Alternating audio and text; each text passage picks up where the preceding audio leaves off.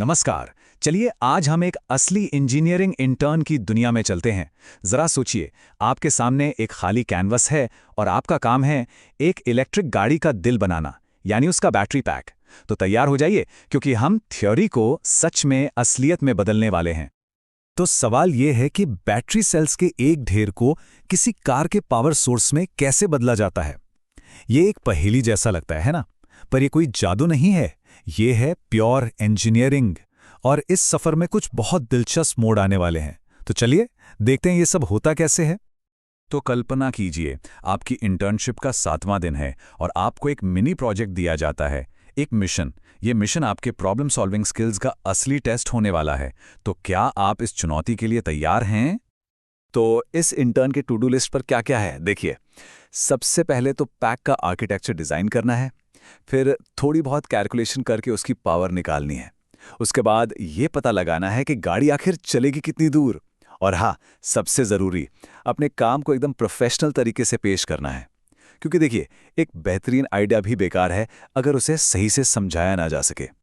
ठीक है, तो अब जरा टेक्निकल डिटेल्स में जाते हैं। इस बैटरी पैक के दिल को समझते हैं। देखिए, सब कुछ एक बहुत ही बुनियादी फैसले से शुरू होता है। सेल्स को सीरीज में जोड़ा जाए या फिर पैरेलल में। इसे ऐसे समझिए, सीरीज में सेल्स को जोड़ना लेगो ब्लॉक से एक टावर बनाने जैसा है। हर ब्लॉक वोल्टेज को और ऊंचा करता जाता है। और वहीं दूसरी तरफ पैरेलल में जोड़ना एक चौड़ा बेस बनाने जैसा है। आप ऊंचाई नहीं बढ़ा रहे, आप उसकी मजबूती, उसकी क्षमता बढ़ा रहे हैं। मतलब एक है पावर के लिए तो दूसरा है स्टेमिना के लिए। तो फिर एक परफेक्ट बैटरी पैक बनाने की रेसिपी क्या है? बस 2 सिंपल स्टेप्स हैं। स्टेप 1, हमें एस यानी सीरीज में कितने सेल लगेंगे ये पता करना है। मान लीजिए हमारा टारगेट 48 वोल्ट है और एक सेल 3.2 वोल्ट का है, तो बस डिवाइड कर दीजिए, आ गया 15s। स्टेप 2, अब हमें पी यानी पैरेलल में कितने सेल लगेंगे ये चुनना है। अगर हमें 100 एम्पियर घंटे की कैपेसिटी चाहिए और एक सेल 50 का है, तो हमें मिले 2p। सिंपल। और इन 2 आसान से स्टेप्स के बाद हमें मिलता है हमारा मैजिक नंबर 30। जी हाँ, हमारे 15s 2p पैक के लिए हमें कुल 30 सेल्स चाहिए होंगे। और ये सिर्फ एक नंबर नहीं है, ये वो पल है जहां हमारा डिजाइन कागज से निकलकर असल दुनिया में कदम रखता है। अब हमें पता है कि हमें बनाना क्या है। तो हमारा ब्लूप्रिंट मतलब 15 S2P कॉन्फ़िगरेशन अब तैयार है। अब टाइम है इसे असली ठोस नंबरों में बदलने का। चलिए देखते हैं कि इस पैक में असल में जान कितनी है। यहीं पर असली मजा है। देखिए, हम अपने 15s और 2p डिजाइन से पैक के वाइटल स्टार्ट्स कैसे निकालते हैं। सबसे पहले नॉमिनल वोल्टेज जो हुआ 48 वोल्ट, फिर पैक की कैपेसिटी जो हुई 100 एम्पियर घंटे, और फिर इन दोनों को मिलाकर बूम, हमें मिलता है पैक की टोटल एनर्जी 4.8 किलोवाट घंटे। यही वो पावर है जो हमारी गाड़ी को चलाएगी।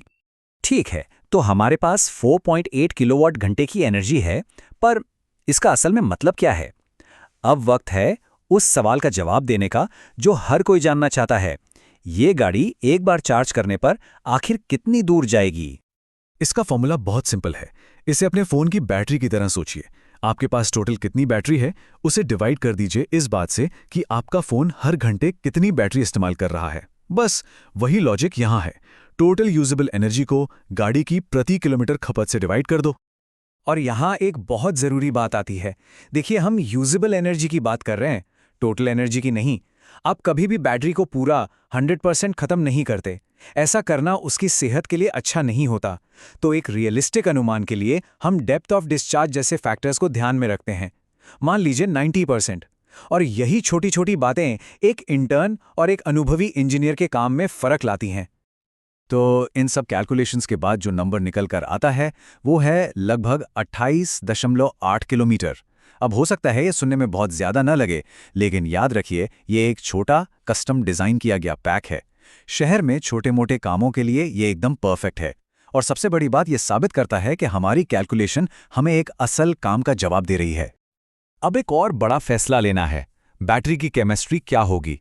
एक तरफ है LFP जो ज़्यादा सेफ है, सस्ती है लेकिन वजन में भारी है। दूसरी तरफ है NMC जो हल्की है, ज़्यादा रेंज देती है पर महंगी है। अब इसका कोई एक सही जवाब नहीं है। ये सब इस पर डिपेंड करता है कि कार आखिर बनाई किस लिए जा रही है, सेफ्टी और कॉस्ट के लिए या फिर लंबी रेंज के लिए। चलिए अब उस हिस्से पर आते हैं जो एक अच्छे इंटर्न को एक बेहतरीन इंटर्न से अलग करता है। देखिए, आप दुनिया के सबसे अच्छे इंजीनियर हो सकते हैं, लेकिन अगर आप अपने काम को ठीक से समझा ही नहीं सकते तो उसका कोई फायदा नहीं है। बेहतरीन इंजीनियरिंग का मतलब बेहतरीन कम्युनिकेशन भी है। तो आखिर में आपको क्या-क्या जमा करना है?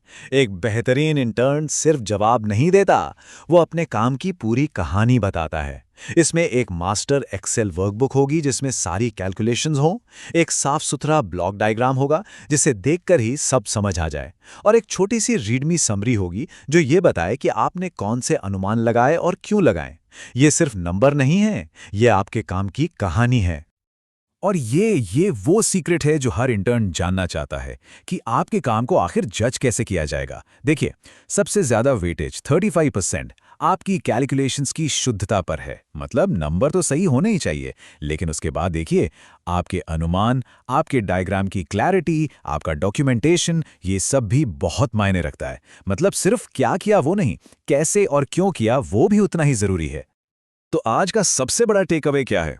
वो ये है कि इंजीनियरिंग में सिर्फ सही जवाब निकालना ही काफी नहीं है।